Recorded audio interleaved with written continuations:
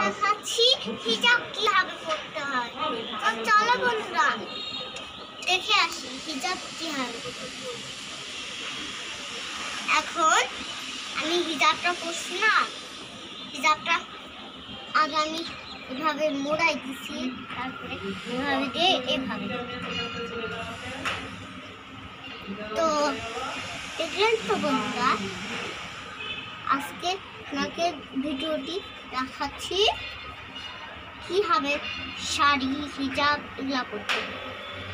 তো চলো বন্ধুরা এটা দেখাচ্ছি।